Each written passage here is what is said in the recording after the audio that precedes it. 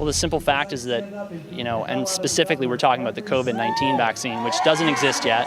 We don't know what the risk-benefit profile of it is, and it's quite clear from the data that this is not nearly as virulent or deadly as it was made out to be originally. And so the other thing is that people who are dying from it are clearly people who are sick previously by their own choices. They ate poorly, they smoked, they didn't exercise, they made choices.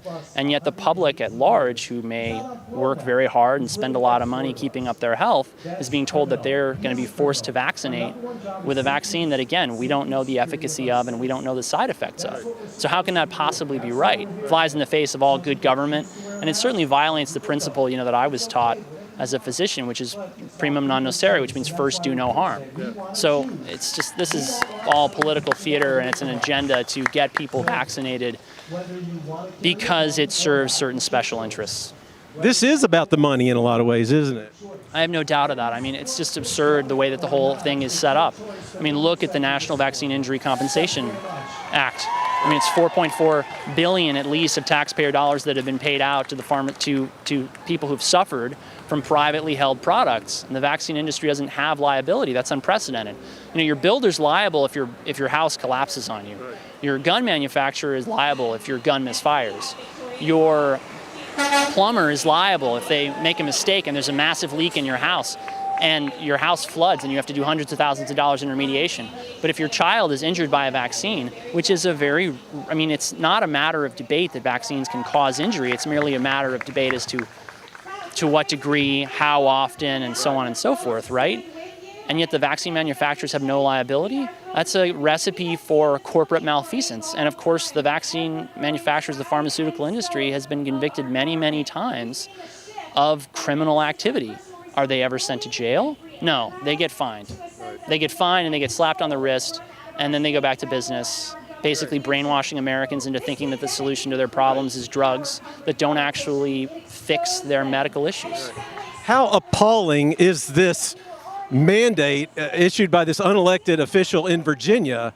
What information does he have to justify what he's saying?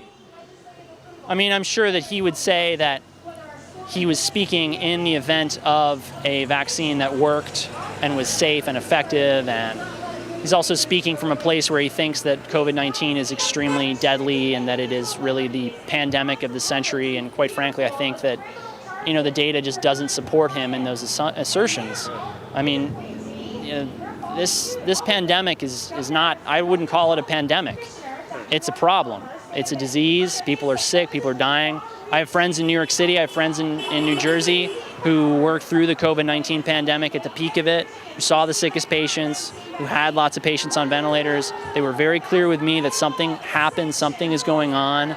But, I work in rural America, and I've seen 3 cases in 8 months, and one of them was a false positive. So you're going to tell me everybody ought to be vaccinated over a virus that seems to be harming a very, very small proportion of Americans, most of whom were already extremely old or malnourished or extremely sick? That doesn't hold water. And you, did you say you trained at UVA? I did. I went to University of Virginia School of Medicine. Graduated in 2014. And where do you practice now? I practice now in Colonial Heights, Virginia at Andrews Wellness Consulting.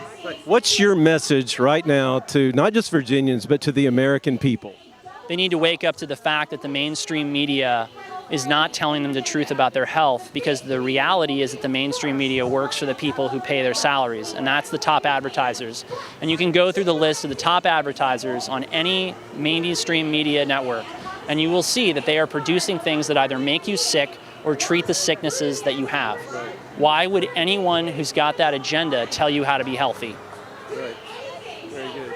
And just as an aside, what about hydroxychloroquine? What's your thoughts on that? Right. So I have no personal experience using hydroxychloroquine because I've seen no cases of COVID in which I had an opportunity to prescribe it. I have dear colleagues who are very exceptional, I would say exceptional physicians. One of the best doctors I know I'm thinking of right now was on the Ingram Angle when hydroxychloroquine came out, and he said he was in contact with many doctors in New York City who were using it and thought it worked. And unfortunately, it's frankly just shouldn't be a matter of debate that America's and really the world's medical journals whether it's the Lancet or the New England Journal of Medicine or the Green Journal from the American College of Internal Medicine, they're for sale. They are, their policies regarding publications have been so irresponsible in this pandemic. It is tragic, actually, because it's really undermining the public's confidence in science. And, we just can't trust them anymore because they've done such a horrible job of deciding what to publish. You're talking about a scam here. A scam sort of implies that someone's going to make a lot of money. And yeah, the vaccine manufacturers will make a lot of money. I find this increasingly or even more distasteful because we're subsidizing their research, right? So how does that make any sense? Where's my discount? Do I get a cut of the royalties from this thing? Where's my check in the mail, right? So people just need to be aware of how corrupt this process is.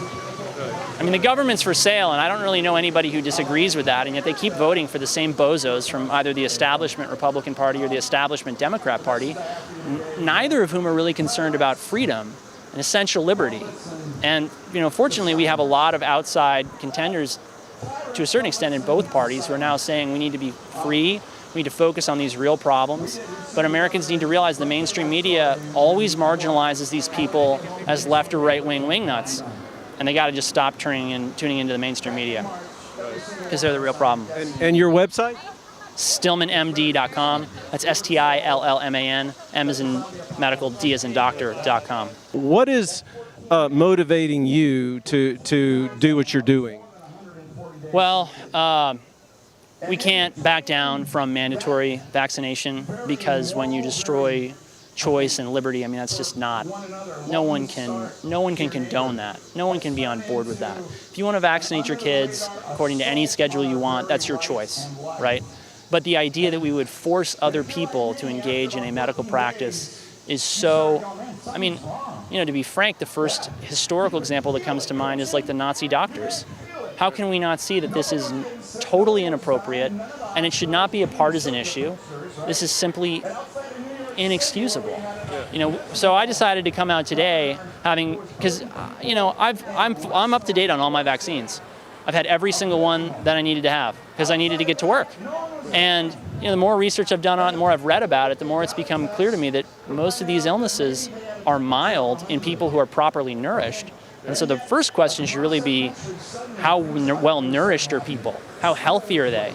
Because if they're not healthy, they're not going to withstand any disease, no matter what their vaccination status. And so, the focus is, the bottom line in America is that preventative medicine that gets done and mandated by the government is always making someone a lot of money. And that's wrong, because the best healers I know are fresh air, clean water, sunlight, fresh, local, natural food, positive people, and exercise. Thank you so much. You're welcome.